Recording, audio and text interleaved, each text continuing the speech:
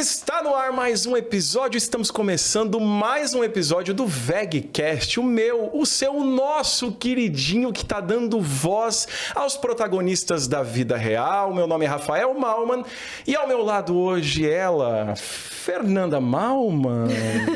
Bom dia, boa tarde, boa noite, não sei que horário você está assistindo esse vídeo, mas seja muito bem-vindo e obrigada por estar conosco em mais um episódio. Se você ainda não nos segue, já clica aqui, já se inscreve no nosso canal, já ativa o sininho para você não perder esse e os próximos vídeos. E hoje a gente tem um assunto super interessante para poder tratar aqui com uma pessoa super especial, né? Que vocês sabem que para ocupar essa cadeira de convidado, a pessoa tem que ser um protagonista de verdade. Nós hoje estamos recebendo a doutora Alessandra Costa, ela que é professora especializada em Direito Previdenciário. E eu quero dar as boas-vindas. Seja muito bem-vinda ao nosso VEG. Muito obrigada pelo convite, Rafa, Fer. É um prazer estar aqui com vocês, principalmente para falar de um tema que assusta, mas que é muito necessário. Super importante para todos, né? Todo mundo vai se aposentar um dia. Assim eu espero. A gente vai entrar nesse tema, mas antes disso, a gente precisa falar sobre essas empresas que sempre dão esse voto de confiança ao nosso trabalho aqui, não é, Fê? Exatamente, que estão apoiando a nossa trajetória. E eu começo falando em trajetória, ela, que é a menina dos nossos olhos, Fernanda, a Progete. A Progete que permite você a realizar seus sonhos através de um planejamento adequado, usando a ferramenta do consórcio. Seja qual for o seu sonho, seja comprar uma casa, sair do aluguel, comprar um carro, fazer um planejamento de uma viagem, uma cirurgia plástica, com a Progete você pode. A Progete é representante exclusiva da Rede Oeste Consórcios, que é uma empresa regulamentada, fiscalizada e auditada pelo Banco Central, seguindo todo o protocolo da lei de 2008. Então, são 33 anos de mercado e a Progete é autorizada a representar essa administradora maravilhosa, que você pode aí sim estar confiando o seu planejamento através dela. Fer, hoje, como estou hoje assim? Fala comigo. Hoje você está nos trinks. Estou nos trinks porque eu passei na 98. A 98 é a minha, eu ia falar a nossa, mas não é a nossa, porque a Fer não tem barba. Eles ainda não fazem... né? Cabelo pra mulher. Barba e cabelo feminino. Tá a dica aí, Mohamed. Tá a dica aí, lá na 98, você pode chegar nesse visual maravilhoso, barba aqui, ó, no jeito, cabelinho na régua, né? Para poder participar do podcast, tem que estar alinhado também. Tem que estar alinhado, tem que estar ajeitadinho. A gente precisa falar, se hoje a gente vai falar de planejamento, né, do seu futuro, da aposentadoria, a gente não pode deixar de falar da Grão-Mestre. O que é a Grão-Mestre, Fernanda? A Grão-Mestre é uma empresa especializada em planejamento sucessório. Então, você que já adquiriu seus bens ou está pensando em começar a adquirir bens, abrir uma empresa, fale com o pessoal da Grão-Mestre que eles vão te dar a melhor orientação para que você consiga proteger e que a sua vontade, assim que você partir dessa para melhor, seja ouvida e atendida. Afinal, a única certeza que a gente tem é que a gente vai descansar, né? E para você poder descansar em paz, com a sua vontade sendo atendida, para não ter briga de filhos, briga de irmãos, parente, aquela coisa toda, né? Já vai ter o luto, todo mundo chorando por conta da sua partida, ninguém mais precisa chorar, só vão poder chorar em relação à sua partida, não vai precisar chorar para briga de patrimônio, é isso, Com Fer? certeza não. E aí, eu queria que você falasse o seguinte, eu vou puxar agora aqui, ó, me ajuda aí, pessoal da edição, ó, agora eu estou puxando um super cupom para você, Fernanda. Fala desse cupom. Para você, mãe, pai, tio, tia, ou você que tem aquela amiga que agora, final de ano, engravidou ou que vai ganhar o neném, você tem chá de bebê, uns quantos para ir, chá revelação, clica aqui nesse link, acesse esse link e você vai ir direto para o site da Piradinhas para você adquirir roupas infantis ou... não tenho mais bebê. É até o tamanho 16. Para você poder comprar. Que roupa de criança, gente. Quem tem filho sabe. Criança de um ano para o outro, eles esticam. A gente para de crescer. Eles, até os 18, estão crescendo. Então, para você, roupa de qualidade e preço ótimo, é na Piradinhas. Enquanto eu chamo o próximo parceiro, Fer, eu quero fazer um oferecimento para Café com Passagem, que nos prestigiou aqui com um cafezinho especial, sempre mandando. Chega daquele tradicional do mercado amargo que você não consegue consegue tomar aqui, você sente o sabor do café de verdade. Exatamente. E toda semana eles têm um café promocional. Café especial promocional. São microlotes que eles disponibilizam para você tá adquirindo e aquecendo o seu coraçãozinho, igual o nosso coração está sendo aquecido nessa manhã de Foz do Iguaçu. E falando em aquecer o coração, aí me vem um sentimento, uma lembrança de love. Love. Amor. É amor, cuidado, como diz o B, né? Amor. Amor com sotaque. Love, gente, é uma seguradora autorizada pela SUSEP que tá aí para prestar a você um seguro de até R$150 mil para o seu carro. Todo carro que está na FIP, que tem lá aparecendo lá na tabela FIP, você pode fazer seguro. Sabe aqueles carros que foram excluídos por outras seguradoras? Sabe aquela ideia de seguro muito caro? Aqui você paga sobre o que você usa. Tem um link na descrição do vídeo para você poder fazer aí a sua simulação online e contratar com os melhores, com a melhor cobertura e mais rápida. É isso, Fer? Com certeza. E você que está ouvindo falar agora tanto em moeda digital, era de criptomoedas e tal, e quer saber mais sobre o Bitcoin, sobre as criptomoedas, acesse e comece a seguir agora o nosso amigo Diego dos Santos no @diego.cripto. Ali você vai conhecer mais esse universo. Se você está começando agora ou tá vendo uma movimentação meio estranha e quer entender o porquê dessa movimentação no mercado das criptomoedas, comece a seguir @diego.cripto. Isso mesmo. Maravilha. E a gente passou dessa hora, né? Fizemos aí a parte do merchan, né? Do jabá do dia. A gente não tem os doces? Doces? Pois é, você tá esquecendo dos doces. Me fala dos doces, meu amor. O doce que você não vai gostar. O doce que você vai asmar. Ficou lindo isso, né? Hoje, aí, ó, Fortaleza, Foz do Iguaçu, Cascavel, Guarulhos, Brasília, é um doce árabe de qualidade, artesanal, melhor que tem no mercado. Você não tem igual, né? Não. Como a Fernanda igual. disse, você não vai gostar, você vai asmar. Asmars Doceria Árabe. Exatamente. Agora sim a gente pode começar da forma adequada. Eu achei que você estava esquecendo, Fernanda. Eu não. Doce a gente nunca esquece. Formiguinha, né? Vamos lá, vamos conhecer. Eu quero que você faça a pergunta-chave que dá início a esse bate-papo, a essa conversa que aqui. dá o pontapé inicial com a doutora Alessandra. Eu já quero pedir para ela a licença de quebrar essa formalidade e chamar ela de doutora. A gente sabe que ela é doutora, é professora, especializada.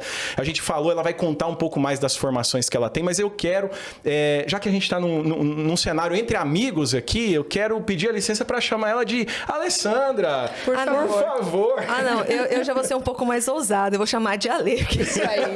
Eu até prefiro. Ah, então pronto. Tá autorizado. Vocês viram que está autorizado. Doutora, não desmerecendo, mas a doutora fica muito formal. Então, Ale, a pergunta que a gente inicia, dando pontapé. Você é nascida em Foz do Iguaçu? Você Sim. caiu de paraquedas em Foz do Iguaçu? Sou iguaçuense mesmo. Nascida e criada aqui em Foz do Iguaçu. Inclusive, amo essa cidade. É uma cidade onde eu construí a minha vida profissional, a minha família está aqui, então é uma cidade que eu amo muito. Você nunca pensou em ir embora? É aqui que você nasceu e quer... É aqui que eu nasci e permanecerei, com certeza. E a sua infância, Lê? Foi uma infância tranquila? Da onde que surgiu a questão do direito? Vou fazer direito. Você sempre... Porque quando criança a gente... quero jogar vôlei, quero ser atriz, quero... Não vejo crianças falando quero ser advogada. Pois é, muito raro, né? Foi essa... Como é que era isso? O que era o sonho da Lê lá enquanto criança? Eu pensava e brincava muito de ser professora. Então, uma das minhas brincadeiras preferidas era ensinar alguma coisa para as bonecas e ursinhos. Eu acho que muitas meninas passaram por essa fase, né? Então, já o pensamento, assim, de uma idade mais nova que eu tenho é de falar que seria professora. E isso é engraçado porque a minha mãe, ela tinha um sonho de ser enfermeira. Então, naturalmente, ela projetou isso em mim e muitas vezes eu ouvi ela falar que queria que eu fosse enfermeira. E eu que se vejo sangue, desmaio. Obviamente que isso não daria certo. E aí, então, eu sempre dedicada aos estudos, sempre fui, assim, uma criança que gostei de estudar, nunca dei trabalho nesse sentido. E já com a minha mãe, sempre também exigindo que as notas fossem ali de acordo com a dedicação, né? Então, eu sei que hoje isso fez teve um papel muito importante na minha criação, né? Essa exigência de, olha, cadê o 10 daqui? 8? Não, tem que ser o 10. E ter sido criada com essa mentalidade fez com que eu buscasse o 10 também mais tarde, né? Ali no ensino superior e em diante. Então, eu acredito que o impacto dos pais nessa fase é algo assim que transforma mesmo e que cria essa coragem, essa vontade de fazer sempre mais nas crianças e adolescentes, né? E aí, com 15 anos, eu resolvi começar a trabalhar e entrei na Guarda Mirim, né? A Guarda Mirim, que é uma instituição aqui de Foz que, nossa, tem um papel social absurdo. E eu entrei, então, para a Guarda Mirim e fui trabalhar na Taipu como menor aprendiz. E aí me colocaram no setor, que é um centro de documentação, mas que ficava do lado da auditoria. Então, ali eu passei a ter contato frequente com advogados. E na Guarda Mirim, eles possibilitam um teste vocacional, que eu acho também incrível, né? Algo assim que realmente direciona a gente para o futuro. E nesse teste vocacional eu tive eles te dão ali 3 resultados, né? Um primeiro, segundo e terceiro, vamos pensar assim. E o primeiro foi justamente escolher direito, né? Ser advogada. O segundo, ser professora. E o terceiro, ser jornalista. Justamente por conta dessa facilidade de me comunicar, né? Essa vontade e facilidade também.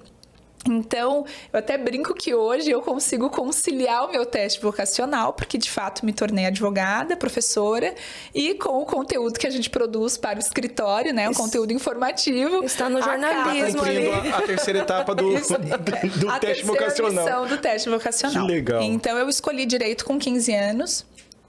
Na época, digo assim que a minha família mesmo não tinha nenhum advogado na minha família. Você podia procurar de ponta a ponta, todos os cantos, não tinha nenhum advogado.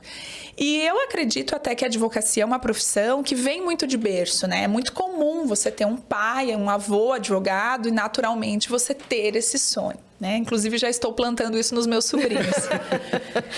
Se não tinha na família, agora vai ter. E eu acho um barato que eles concordam, né? Tem 6 e 5 anos e eles super concordam que vão ser advogados igual a titia. Então, foi algo assim que eu realmente precisei me impor, né? Porque a gente sabe que os pais, a família, tem um peso nesse momento de decisão. Certeza. E quando eu fiz, então, o Enem, para concorrer à bolsa no ProUni, eu escolhi só direito. Não dei brecha para ter outra opção de curso. É isso que eu quero e vou trabalhar em cima disso. Exato. Assim. E aí, aquela dedicação dos estudos deu resultado no Enem, né? Então, eu tive uma nota alta no Enem que possibilitou que eu fizesse faculdade com bolsa do ProUni. Então, eu fui bolsista. Sempre estudei em escola pública. Eu acho que contar isso eu acho bacana porque eu vejo pela própria Guarda Mirim. Hoje eu faço parte da diretoria da Guarda Mirim como voluntária. E os adolescentes, às vezes, a maioria tem aquela impressão assim, parece que a pessoa já nasceu pronta, né? Advogado, já nasceu assim. Tá viajando, tá estudando, claro, foi fácil. E não, na verdade, todos nós temos as nossas batalhas, passamos pelas nossas dificuldades. E o meu histórico escolar sempre foi em escola pública. Venho de uma família onde meu pai trabalhava, minha mãe trabalhava, então não é uma família que poderia possibilitar outras coisas, não. Tudo que eu conquistei foi justamente com o meu trabalho. Sim. E funciona, dá certo, né? A gente tem que encarar os desafios e seguir. Então, o direito nasceu assim. Nasceu nesse molde. E a tua formação, tu fez aqui em Foz mesmo? Isso, eu fui bolsista do ProUni na UDC. Então, eu fiz faculdade na UDC. E logo que saí com 17 anos, terminou meu contrato como menor aprendiz. Lá na Itaipu, isso, ok. E eu comecei a trabalhar em um escritório que atuava em direito previdenciário. Então, eu passei por um processo seletivo para trabalhar nesse escritório. E era um escritório que atuava exclusivamente com a área previdenciária. Na época, eu estava com 18 anos e me apaixonei pela área, assim, no primeiro dia de trabalho, sabe? Eu falei, não, eu tive a certeza que eu faria isso pro resto da minha vida. E eu não gosto de falar de sorte, eu acho que Deus age na nossa vida no momento certo, Exato. Né? A gente tem um propósito. E ali eu entendi que o meu propósito era esse, que eu atuaria com o direito previdenciário. Então, eu passei a atuar nos processos administrativos de dentro desse escritório. Porque a área previdenciária é diferente de da maioria das áreas do direito, tem 2 fases. Então, uma primeira fase é administrativa, onde você solicita para o INSS a concessão de um benefício. E caso, né, eles neguem, eles indefiram esse pedido, aí que você vai para a fase judicial.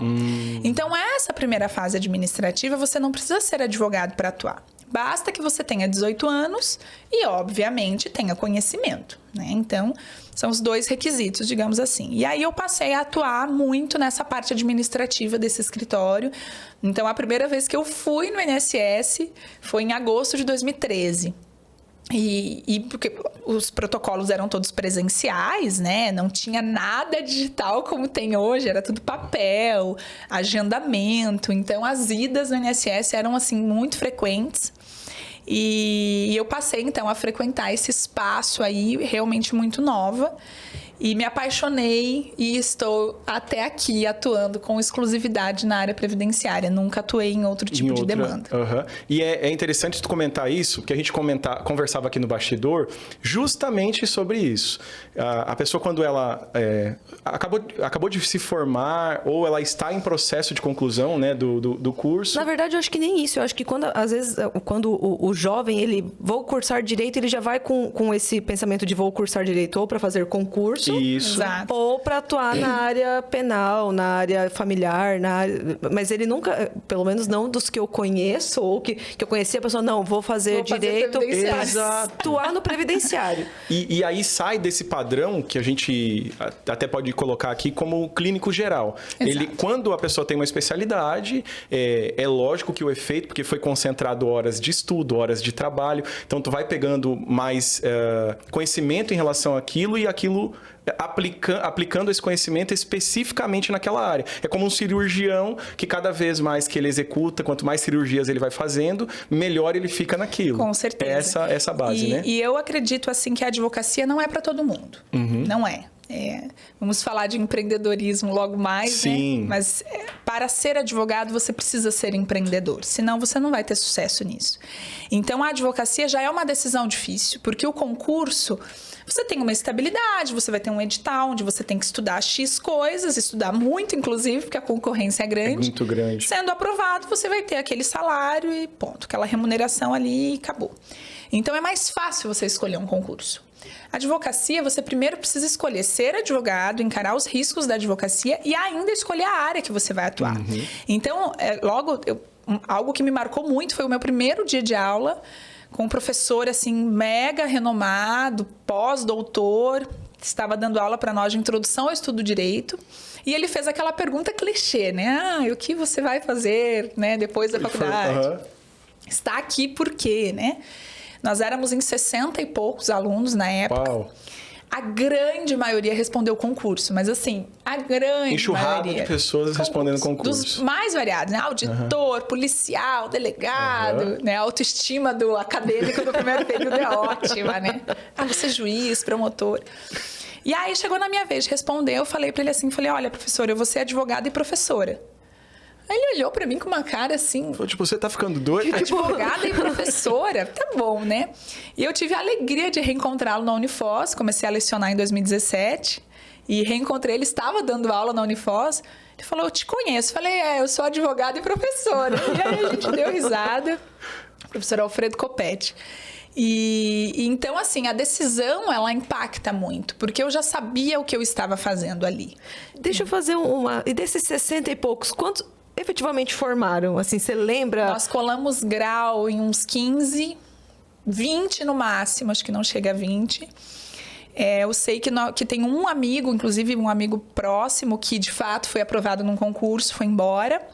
E advogando, eu acho que deve ter aí uns 5, 6 no máximo advogando. E os demais acabaram indo para outras áreas, outros setores, fazer outras coisas. Talvez nem concluíram.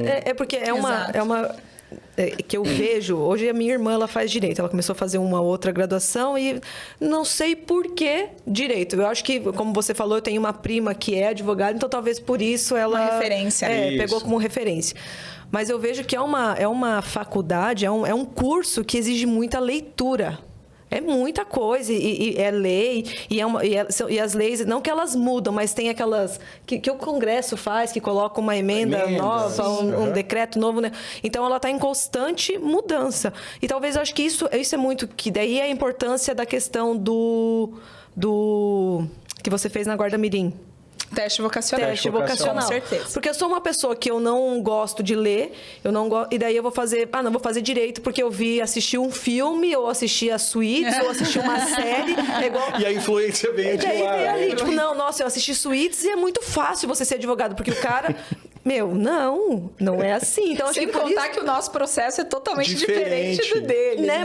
Mas pega aquele muito teatro isso. todo não existe você aqui, pega muito isso. Igual assistir Grey's Anatomy, agora eu vou fazer medicina, porque, gente, não. Então... Tem que ter uma vocação. Exatamente. Que daí é o que você falou, que não é... vou fazer...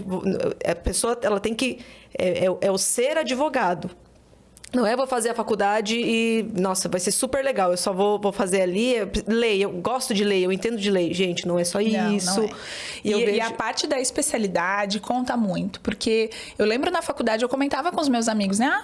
O que você faz? Eu trabalho, vou no INSS e tal. Para eles, eu tava falando grego, assim, para eles não... Porque previdenciário nessa época não era uma matéria obrigatória do curso. Eu não tive previdenciário na faculdade. Não.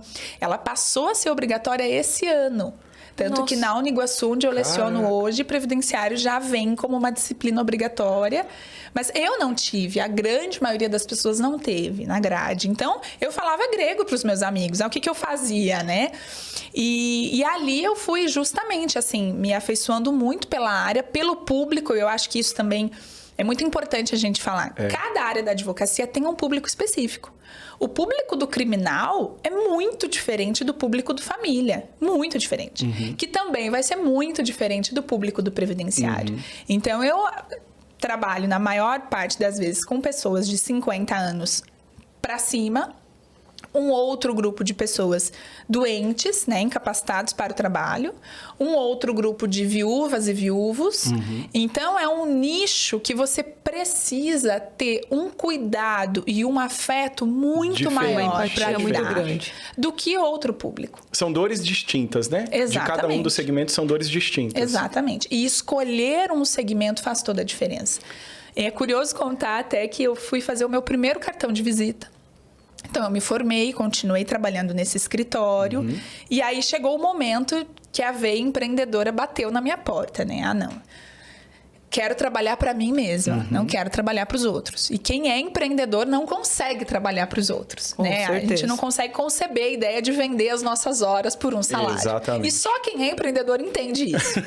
É isso não mesmo. adianta. Você vai falar para alguém que está feliz sendo assalariado, ótimo. Para quem nasceu para ser empreendedor, isso não tem lógica. Não bate.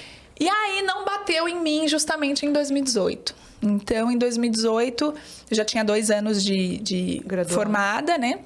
Falei, não dá. Eu quero ter o meu próprio escritório. E foi aí que, 30 de outubro de 2018, eu comecei o meu escritório sozinha, com um total de 0 clientes, né? Pastas vazias. E nesse momento eu fui fazer o meu cartão, né? Aquele momento do advogado, de fato, se vê como advogado. Cartão, a logo. E eu falei para a gráfica assim, olha, eu quero que escreva advogada previdenciarista.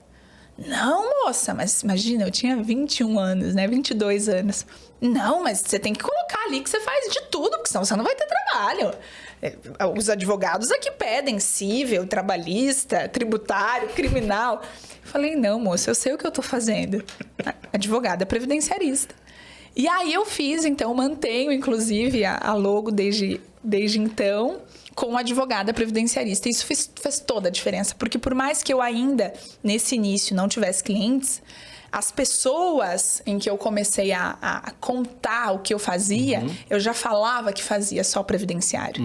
Então, você acaba se tornando uma referência disso. Com certeza. Exatamente. Se a pessoa precisa de um divórcio, de uma ação trabalhista, olha, eu não faço. Posso te recomendar alguém, mas eu não faço. A minha especialidade é isso. E a maioria dos recém-formados não vem dessa forma. Crime, faço. Divórcio, faço. Pensão, faço. Claro. Porque quer o imediatismo, quer o dinheiro rápido, quer o honorário rápido, né? Então, eu recomendo muito a área especializada. Falo muito sobre isso com os meus alunos. Porque na minha concepção, quem faz de tudo não faz nada bem direito, feito. Então, você tá com dor de cabeça, você não vai no cardiologista. Exatamente. A advocacia não pode ser diferente. Quando tem esse... como é que eu posso falar? Essa dedicação exclusiva para aquilo é o que a gente comentou. É o caso, o exemplo que eu dei aqui, a analogia que eu fiz com um cirurgião. É diferente, a pessoa não, eu faço de tudo. Ele é o que você falou, não faz nada. Aí pega o cirurgião, especializado, por exemplo, a gente presenciou, a gente conheceu, falando da área médica, né? A gente a gente conheceu um especialista, um cirurgião de cérebro, ele só fazia isso. Mas o trabalho dele era 5 minutos. Ele chegava, já tinha equipe que tinha preparado o paciente e tal. Mas o cara só fez isso, o médico só fez isso. Sim, é a especialidade dele. Mas e sutura? Tal. Não, isso aí é com outra. Ele se especializou naquilo. A atuação dele é naquilo, só que ele é excelente. Não tem comparação com o trabalho. Exato. As pessoas já vão lembrar dele com essa referência. Exatamente. Mas é justamente pelo que eu estava falando. Como a lei, ela muda, ela tem os decretos, como é que você vai ser especialista? Não, especialista não. Como é que você vai atender em tudo? Você não consegue acompanhar. Não. Quando você se especializa em um assunto, se tem alguma mudança na lei, se tem alguma coisa, você já tem os teus casos, os teus clientes, mudou a lei, você sabe que pode prejudicar aqui, você já sabe o que você vai ter que fazer para que não prejudique. E quando você atua, eu tenho tantos casos no civil, no criminal, você não vai conseguir acompanhar. E tem uma coisa que não são todos os advogados que sabem, eu acho legal comentar, para que você diga que você é especialista, né, se intitule especialista, você precisa ter uma pós-graduação. A OAB não permite que você se diga, eu sou criminalista. Tá, mas você tem uma pós-graduação em Direito Penal? Você precisa ter essa formação adicional para dizer que você é especialista. Quem atua como clínico geral, como a gente costuma falar, não precisa. Mas se você quer se intitular especialista, você tem que ter a pós-graduação. E isso faz toda a diferença, porque é na pós-graduação que você vai olhar apenas aquela área. Na faculdade nós estudamos todas, o exame de ordem exige todas as matérias. Na pós-graduação você vai olhar só para uma coisa. E é ali que você consegue, de fato, entregar um serviço melhor para o seu cliente. Você está lidando com a vida. No caso do previdenciário, você está lidando com um momento de maior fragilidade da vida dele, que vai ser a idade avançada, que vai ser a doença, a viuvez, né? Então, você tem que, de fato, ter uma formação específica para isso. Para estar atuando. Exatamente. E como é que foi essa transição de estar atuando em um escritório e você tomar a decisão agora, eu vou. Eu gosto da maneira que você expressa a sua segurança, principalmente em relação à tua dedicação, ao seu trabalho, né? O que você construiu, o que você tem construído, a gente sabe que é fruto do seu esforço, mas eu queria entender, que, assim, eu já tenho uma leitura superficial, mas eu queria que saísse de ti. Como é que foi? Passou algum momento de incerteza? Falou, não, pode ser que não dê conta, mas aí eu volto, alguma coisa. Ou não, você sabe, a partir do momento que você falou, agora é a hora. Como é que foi isso? Você pode compartilhar com a gente? Rafa, eu quero contar isso começando com uma metáfora que eu vi justamente nessa época que me marcou muito. Era uma imagem assim, um círculo bem grande escrito zona de conforto, zona de conforto. E aí um pequenininho lá em cima escrito onde o milagre acontece. Então, algo extraordinário não vai acontecer na tua vida quando você estiver se sentindo na sua zona de conforto. Não vai. E ali nesse escritório eu estava na zona de conforto. Eu sabia o que eu ganhava, eu sabia o que eu fazia, eu estava numa posição que não tinha muito o que dar errado, sabe? Mas quem nasceu para empreender não vai ser assalariado, não adianta. E quando eu tomei essa decisão, eu aluguei uma sala, tive assim, a alegria de compartilhar um escritório com amigos. Então, nós dividíamos despesa, era um escritório compartilhado, o que diminui custos. Na época, foi uma boa alternativa para mim. E eu me lembro do dia 30 de outubro, que foi o primeiro dia que eu atendi nesse escritório. E eu olhei os meus arquivos, né? Advogado tem lá os arquivos para pastas, né? E eles estavam todos vazios. E ali é a hora que o medo quer tomar conta. E nós temos duas opções, né? Ou o medo te engole, ou você tem que gritar mais alto que ele. E foi o que eu fiz. Eu tinha, como eu falei, eu gosto de falar da idade, porque às vezes nós temos essa impressão, você vai ser bem-sucedido com 40 anos, com 50, você vai ser reconhecido profissionalmente com 60. E eu não acredito nisso. Eu acho que a nossa geração é uma geração de jovens empreendedores, de jovens bem-sucedidos, porque nós temos muita informação para isso, né? O jogo virou com certeza. E eu digo que com 22 anos eu olhei aquelas gavetas vazias. E foi isso que mudou a minha história. Porque quando você encara o medo de frente, você não tem a chance de não dar certo. E foi justamente o que você me perguntou. Se não der certo, eu volto, Não. Eu não dei margem para essa opção. Não tinha essa possibilidade. E aí eu atendi a minha primeira cliente. É alguém que eu tenho contato até hoje. E nós conversando, e ela é uma pessoa muito dedicada à espiritualidade, pastora, etc. Ela olhou para mim e falou assim... Moça, eu acho que você não tá bem. Aconteceu alguma coisa? Eu falei, olha, já que a senhora perguntou, eu vou te contar. Te indicaram, né, pra vida até mim, de fato. Eu atuo com isso há muitos anos, alguns anos. Mas a senhora é minha primeira cliente nesse escritório. Porque eu agora estou trabalhando sozinha, enfim. E ela falou pra mim, não, fique tranquila. Fique tranquila, porque com o amor que você faz, não tem como não dar certo. E eu sempre tentei imaginar dessa forma, né? Que eu estivesse atendendo ali o meu pai ou a minha mãe. Não é um cliente mais um cliente, não é um número. E graças a Deus e à dedicação, esse número foi crescendo rápido, né? Hoje o escritório ele tem uma demanda aí de quase 500 processos em andamento. Nossa. Que é muita coisa para uma área específica e o porte da nossa cidade, principalmente. Caramba, quase 500 processos. E ativos. E com escritório em Foz e em São Miguel do Iguaçu, né? Há 2 anos que eu abri escritório lá também. E tudo partiu de uma decisão. Né? O 30 de outubro que eu gritei mais alto que o medo. E eu recomendo. Quem sente que o lugar de salário não é para você, é porque não é mesmo e você não vai ser feliz ali. Não adianta. Tem que se permitir isso e eu reitero o que eu falei. O teu posicionamento, a tua crença em conseguir ver o além do alcance, né, dos olhos, porque o empreendedor é isso. O empreendedor ele tem que saber que ele é o RH da empresa dele, ele é o marketing da empresa dele, ele é a gestão, ele é as finanças. Podem acontecer coisas, vão acontecer coisas que, por exemplo, chegou o boleto do aluguel. Tem que pagar. Tem que pagar. Tem a luz. Espera aí, eu vou avisar o... Não, o patrão sou eu. E é esse processo que acontece com o empreendedor que eu falo que é a magia do empreender. Justamente. E o medo, Rafa, eu acho que o medo, ele tá sempre ali. Sim. Hoje, pra mim, ele já é um monstrinho menor. Ele já não grita tão alto ele comigo, tá domesticado já. Mas é bacana até comentar. No passado... esse escritório eu fui sublocando outra sala nesse mesmo espaço, então eu já estava crescendo o escritório ali, né, naquela estrutura, já com assistente, então as coisas já estavam maiores, já com o escritório aberto em São Miguel. E em agosto do ano passado a minha assistente chegou para mim e falou assim: olha, Alessandra, nós temos um problema. Eu falei, um problema? Qual? Ela falou, não cabe mais pasta nos nossos arquivos. Uau! Eu falei, não, esse não é o problema. Há alguns anos atrás, eu imaginava que esse dia iria chegar. E foi aí que nós nos mudamos, né? Então, já vai completar 1 ano em dezembro que eu mudei de prédio, justamente para ter uma estrutura maior. E o primeiro dia que nós estávamos lá guardando as pastas, já obviamente com gavetas a mais, né? Com mais espaço, o motivo da mudança foi esse. E eu falei para ela, falei assim, olha... Estou só esperando o dia que você vai entrar na minha sala e vai me falar que não cabe mais pasta nos arquivos. E eu sei que esse dia vai chegar. Sim. Sinto que não está longe, inclusive. Mas é algo que a gente sempre tem que querer mais. Eu acho que quem empreende, não existe um platô para o empreendedorismo. Ou você está crescendo, ou você está diminuindo.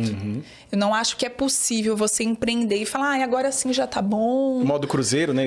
Tá confortável. Vou seguir por aqui. O desconforto, ele tem que estar no nosso dia a dia. Porque justamente quando a gente cresce, a gente passa a ter funcionários, a gente passa a ter mais despesas, a gente passa a ter mais responsabilidade.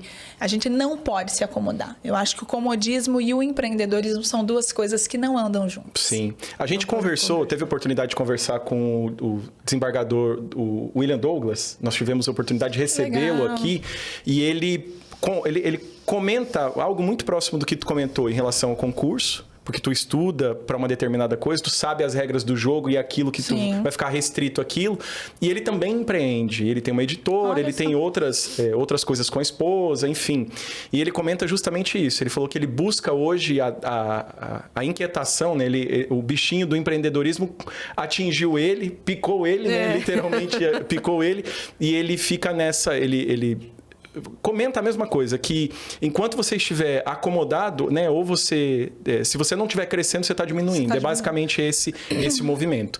Aproveitando esse gancho do que tu comentou, eu vou pedir pro pessoal que tá assistindo, né, pra curtir. Se você não curtiu ainda, não te custa nada. Para de ser... como a gente chama a pessoa que é seguro demais? Egoísta? Não. Muquirana? Não. Chama do quê? Para de economizar no like. Para de economizar no like. Se você não tá inscrito, se inscreve agora, que agora a gente vai entrar... A gente conheceu um pouco da história da Alessandra, da Alê, e agora... Eu só queria fazer, antes de entrar nessa outra parte, que eu não sei qual parte que é, mas eu queria te perguntar da questão da aula. Você concluiu a formação e já começou a dar aula e você não parou desde então. Essa história é boa também, hein? Eu fui oradora na minha colação de grau. Obviamente, né? Falo pouco, tenho bastante vergonha. Isso mesmo. E aí a minha turma me elegeu para ser oradora. Escrevi o discurso e lá fiz o discurso e tal, bacana. Quando terminou, o Dr. Marco Orato, acho que todos conhecem, né? A figura icônica aqui de Foz do Iguaçu, promotor de justiça, dono da Unifoz na época. E ele estava na colação de grau. E ele veio me cumprimentar, me parabenizar pelo discurso. Olha, parabéns, que discurso bacana. Você já pensou em dar aula? Eu falei, nossa, doutor, na verdade é meu sonho. Que coincidência você me perguntar isso. Aí ele, assim que surgiu uma oportunidade, eu vou lembrar de você. Coincidentemente ou não, em fevereiro do ano seguinte, o professor dele de Direito Previdenciário foi fazer mestrado na Espanha. E o procurador, Egon, inclusive um grande amigo, e ele me chamou, ele conseguiu meu contato com uma amiga, que era assistente dele. Eu falei, gente, mas não pode, né? Ele não tá batendo bem, não é possível. Eu tenho 22 anos, acabei de me formar. E aí ele me chamou, ele falou assim, olha... antes de eu te fazer uma proposta, dá uma aula, levanta ali, dá uma aula pra mim de 15 minutos, assim. Ele chamou lá 4, 5 professores, a coordenadora. Dá uma aula aí de 15 minutos pra nós, fala sobre direito previdenciário. Tipo Faustão, quem sabe faz ao vivo. Tipo isso. Né, eu conhecia já muito da área e, enfim, tinha uma certa desenvoltura, levantei e dei a aula dele. Então, meu professor, ele tá na Espanha fazendo mestrado. Essa turma é uma turma de férias, então é uma turma que em um mês você termina, você vai dar aula quase que todo dia. E eu quero que você faça essa substituição. A gente vai avisar os alunos que é uma professora substituta, então tudo bem você não ser mestra ainda. Não tem problema. Eu já, inclusive, estava matriculada numa pós-graduação e tal. Ele falou, eu vou avisar os alunos, porque realmente eles precisam se formar. E sem essa matéria, eles não se formam. Então, eles vão topar, não vão reclamar. E, enfim, já fica um teste para ver se você gosta da sala de aula. Só um pouquinho. Era uma matéria, como você falou, o direito previdenciário entrou agora como matéria obrigatória. Isso, mas era complementar. Uma matéria, complementar, isso. Mas tinha que ter. Tinha que ter para fechar a carga horária daqueles alunos. Eu juro que eu imaginei que devia ser uma turma de uns 10 alunos que tava assim, pendurados pendente com isso, sabe? Gente, entrei numa segunda-feira numa turma com 90 alunos. Uau! A Unifoz era conhecida justamente por ter turmas grandes. Sim. E entrei na sala com 90 alunos. E ali eu acho que foi o meu maior teste até então. O segundo foi o da gaveta vazia, mas esse foi o primeiro. De falar, cara, ou você tem que ser maior que eles, ou eles vão literalmente te engolir. Porque eram pessoas que estavam graduando, mas com certeza na turma ali de 90 tinha alguns que eram mais velhos que você. É o perfil de aluno da Unifoz, é justamente ser um público mais velho, né? Então, a maioria 30 e poucos anos, e eu lá. A minha sorte, assim, é que Deus me deu 1,80 de altura. Tu já se... Já uma desenvoltura boa, o conhecimento eu tinha. Então, entrei aí, dei as aulas ali para eles. No fim, vem o Marchiorato conversar com os alunos. E aí, pessoal, como é que foi e tal? E ele passou uma avaliação para esses alunos preencherem sobre a minha aula. Todo mundo preencheu, entregou. Na outra semana, ele me chamou de volta. Falei, ixi, Deu meu Deus, ruim. falaram mal de mim, né? Cheguei lá, ele falou assim, olha... Eu acho que nunca tive uma professora tão jovem, tão bem avaliada como você foi. Nossa, que Então, sensacional. eu conversei com o professor Egon. Ele realmente precisa de tempo para escrever a dissertação. Quero saber se você não quer ser a titular da disciplina. Nossa. E aí, eu entrei, sou eternamente Aos 22 grata. Aos anos. 22 anos. Assumi a disciplina de Direito Previdenciário na Unifoz. Fiquei lá de 2017 a 2022. E esse ano recebi o convite da Uniguaçu, que fica em São Miguel. Foi uma decisão muito difícil, foram muitos dias pensando, né? Justamente pelo carinho que eu tenho e vou manter sempre essa eterna gratidão à Unifoz. Mas como eu tinha recém aberto o escritório em São Miguel, achei que era uma boa oportunidade para me envolver mais, né? Com o público, enfim. E é também um lugar assim que já ganhou meu coração, amo dar aula lá e sou apaixonada pela sala de aula. Não pretendo me afastar. E aí, claro que depois disso, né, o Marchiorato já... Olha, o mestrado para ontem. Já acelerou o processo, porque era uma Aí, exigência da... Uma exigência do MEC, né? Uhum. Então, já fiz o mestrado, enfim, 2 anos ali, 2020 concluí o mestrado, para permanecer na sala de aula aí, muito feliz. Sensacional. O que eu ia perguntar... Agora você pode entrar. Obrigado. Tá liberado. Tá liberado. O que eu ia perguntar... Na verdade, me veio uma outra lembrança aqui. O Rafa, que foi nosso advogado, que acabou falecendo em 2018... 19, foi pela pandemia, né? Ele estava Não, nessa... amor, foi 2020. Foi 20, exatamente. Foi 20. Ele foi meu aluno. Foi aluno, que o não Ben foi? nasceu. Eu acho que foi nessa... Tu assumiu até teve que ajudar ali alguns processos dele, né? Sim, eu assumi os processos dele depois disso e ele foi um dos meus alunos na Unifoz. Show. O que eu quero saber, assim, para o público que está em casa, que tem eu acho que são dúvidas recorrentes em relação à aposentadoria, né? Tem uma pergunta que é muito pessoal. Eu tenho uma visão, assim, em relação à previdência particular, né? A nossa previdência que depende do Estado, vamos colocar assim, que eu não vou conseguir acessar. Eu sei que aí você exerce um papel, você está numa posição fundamental para pessoas que pensam como eu e para outras pessoas. Com certeza. Que é assim, de fato, permitir que o direito seja entregue, né? Como é que está isso, essa questão da reforma? A Previdência, ela tem, o INSS, ele tem condições de suprir isso? Como é que funciona? Vou te explicar. Veja, nós temos um sistema no Brasil hoje que é um sistema contributivo, retributivo e solidário. O que tudo isso significa? A parte do contributivo é que o INSS é um imposto obrigatório. Então, basicamente, quem ganha dinheiro paga INSS. Bem simples. Inclusive, aqueles que não ganham dinheiro, mas querem pagar como facultativo, também pode. Mas todo mundo que ganha dinheiro, você aí, meu amigo, minha amiga que está em casa, se você empreende, por exemplo, é autônomo e não paga INSS, você é um sonegador fiscal. Simples assim. Aí o retributivo vem do quê? Vem de que você vai ter uma retribuição quando você alcançar os requisitos para tanto. Então, quando você estiver incapaz, você vai ter um benefício.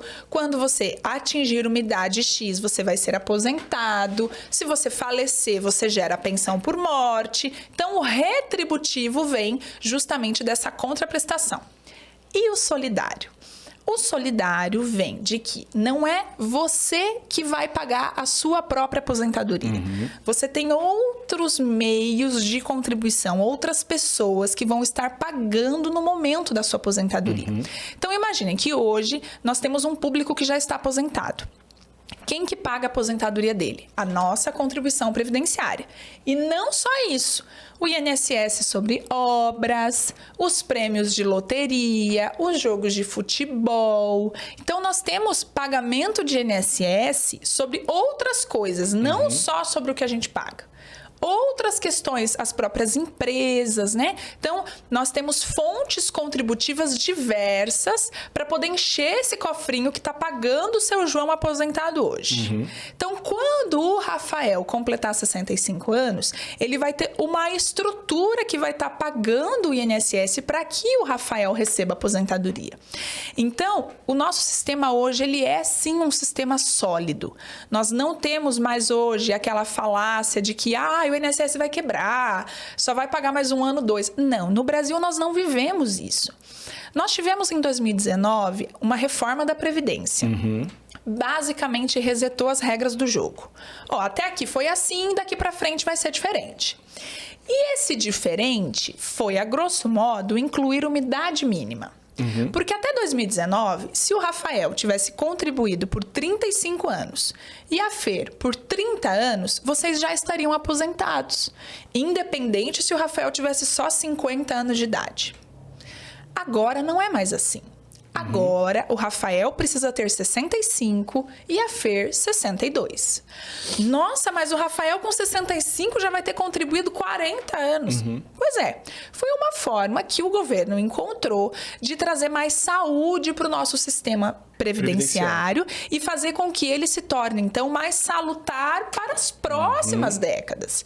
Não digo que novas reformas não possam ocorrer, mas nem se fala nisso nesse momento. Nesse momento, a gente entende que nós estamos vivendo um sistema previdenciário sólido, sim, com arrecadação, sim. Como eu disse, é um pagamento obrigatório, Rafa. E são de várias fontes, né? Porque é uma coisa que é desconhecida. Isso, assim, as pessoas, eu imagino que o que passa na cabeça do público geral é que as contribuições só partem de contribuintes e não dessas outras fontes que nós temos teriam. Uma diversidade de base de financiamento. E essa diversidade existe justamente para que entre dinheiro de vários lugares, para que a gente consiga manter o pagamento dos benefícios.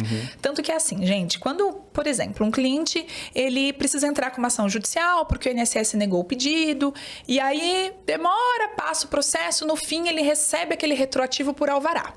E às vezes os clientes, eles ficam assim temerosos, né? Ai, mas será que vão ter esse dinheiro para me pagar? Será que esse dinheiro sai mesmo? E eu brinco com eles. Olha, se o INSS não pagar, apaga a luz, fecha a porta que o país quebrou. Porque não tem um pagamento tão seguro, porque tem caráter alimentar. Tanto que, assim, o maior réu do Brasil hoje é o INSS. Hoje, a pessoa jurídica de direito público que mais recebe processos é o INSS. Porque o INSS, ele tem, muitas vezes, uma falha na prestação de serviço no processo administrativo. Então, você vai e passa por uma perícia, o perito olha para você e fala, mas bem conversadinho, você tá bem, vai trabalhar. E às vezes a pessoa não pode mesmo trabalhar. Ou, quero me aposentar. O INSS olha a documentação e fala, não, mas essa documentação aqui eu não vou aceitar. Então, a gente tem um índice de indeferimentos muito grande. Muito grande. Então, veja, eu estou falando que o sistema é salutar, sim, financeiramente, que nós vamos pagar a aposentadoria para as próximas gerações, sim, mas não estou falando que a análise que eles fazem é sempre correta. Não é. Tanto que é o maior réu do Brasil, não é à toa. E na Justiça Federal, nas ações judiciais, a gente consegue muitas vezes reverter esse quadro e demonstrar que eles erraram.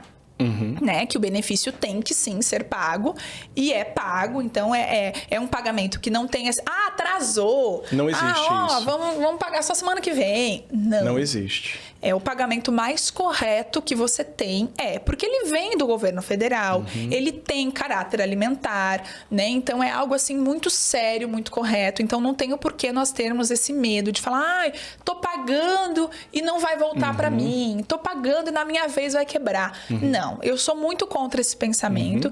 Agora, Rafa, se você falar para mim assim, Alessandra, eu sou autônomo, eu retiro Prolabore, não sei se é seu caso, mas vamos imaginar que sim, tenho uma empresa e retiro Prolabore. Quando você retira a Prolabore, a gente sabe que o empresário, ele tem essa possibilidade de falar, eu vou pegar um Prolabore de um salário mínimo ou Prolabore de teto.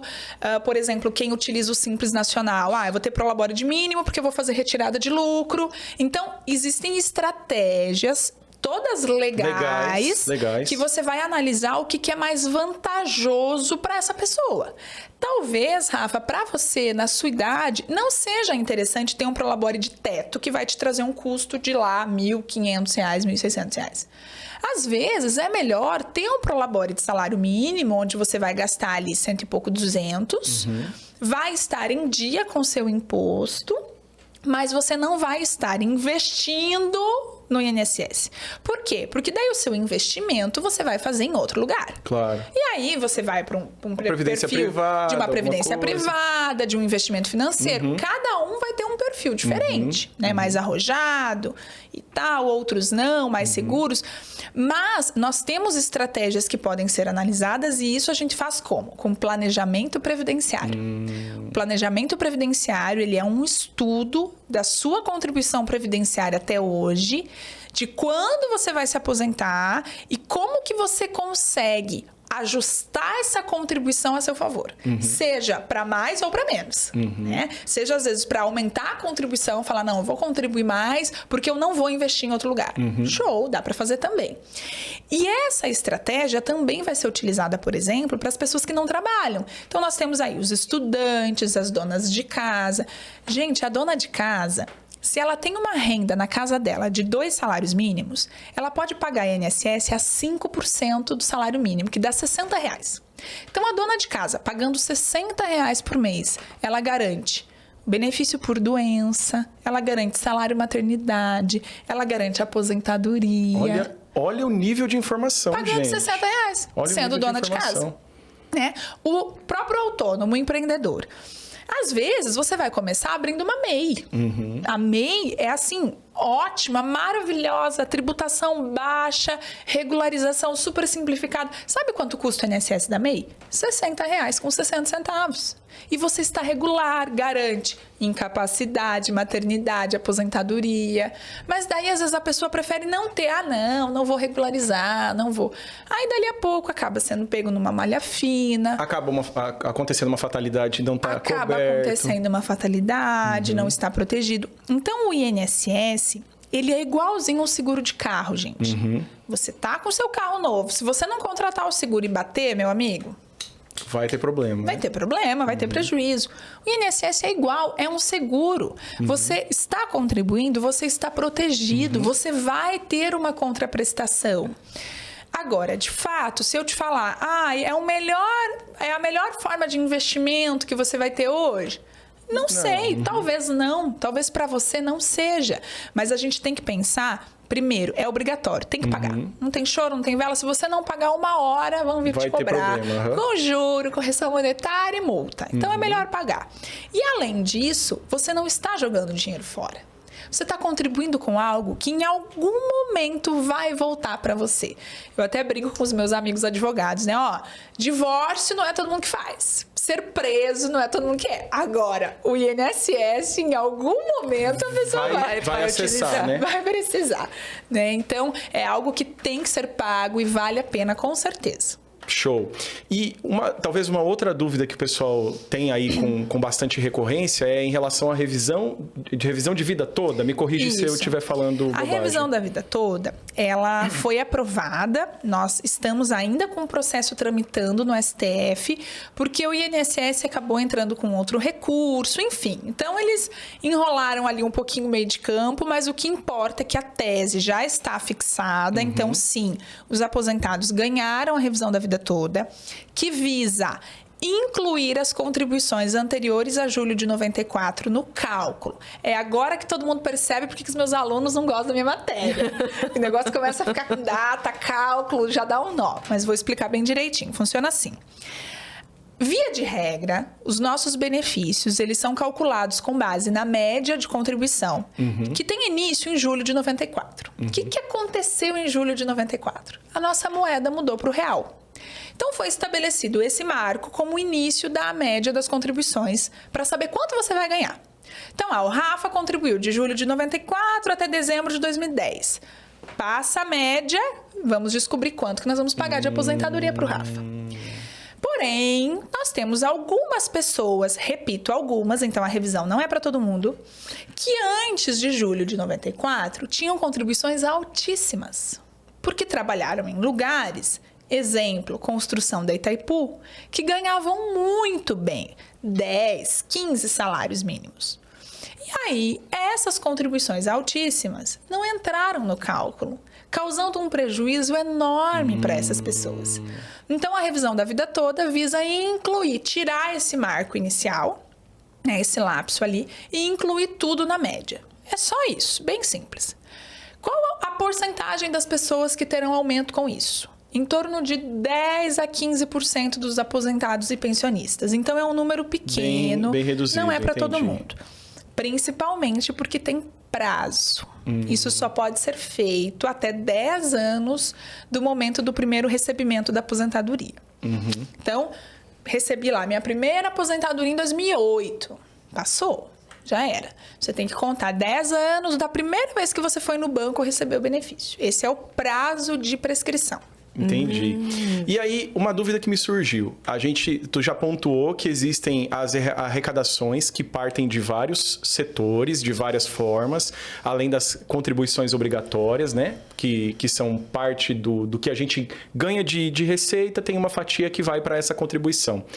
O governo, independente de gestão que está na situação, né? no poder, vamos colocar assim, de alguma forma ele tem autonomia para colocar a mão nesse dinheiro e distribuir para outras formas, alguma coisa? Ou isso existe uma proteção nesse dinheiro, vamos colocar Total. assim? Na verdade, essa arrecadação, esse cofre da Previdência Social, vamos chamar assim, ele volta. Por isso que o nosso conceito é contributivo retributivo.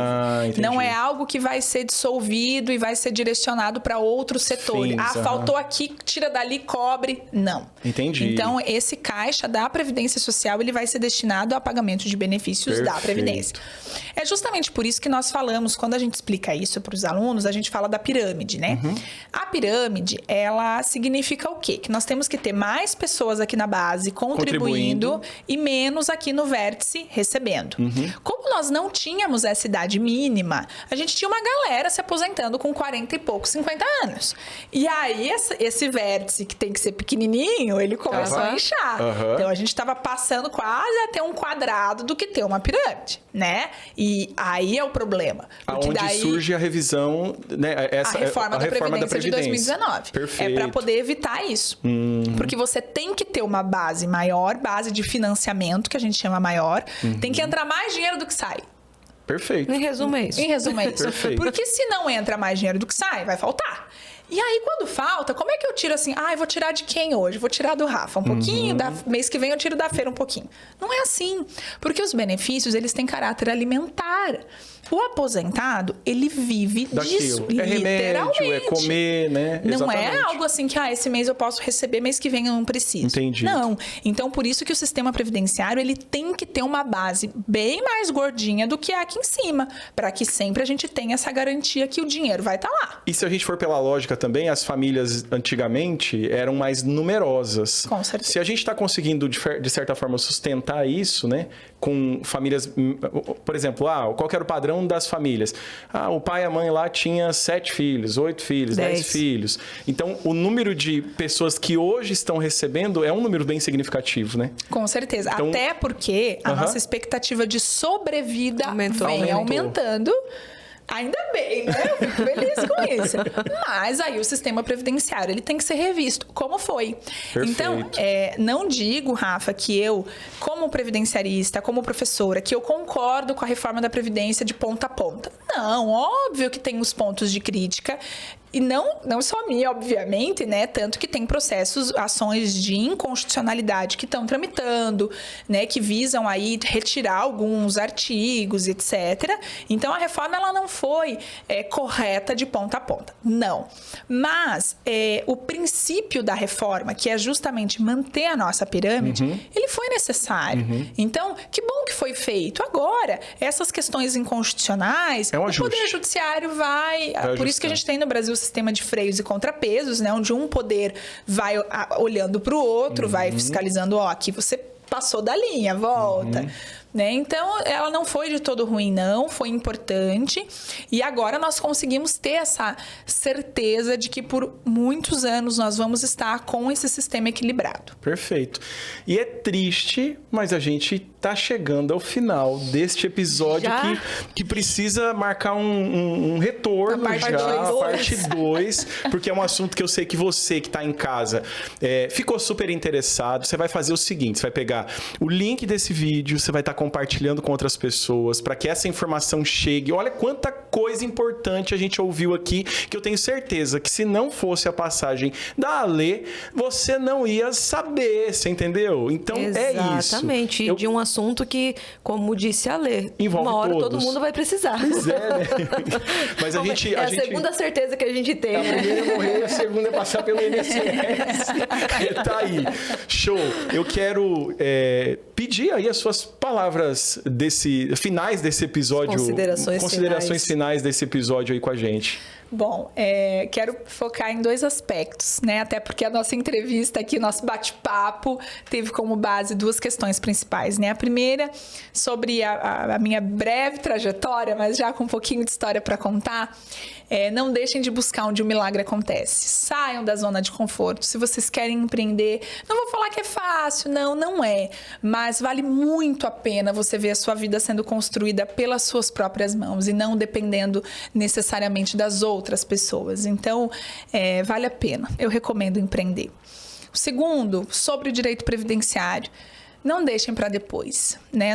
O nosso país, ele não é um país que tem essa raiz previdente, né? Nós não somos um povo que nos preocupamos muito com o futuro.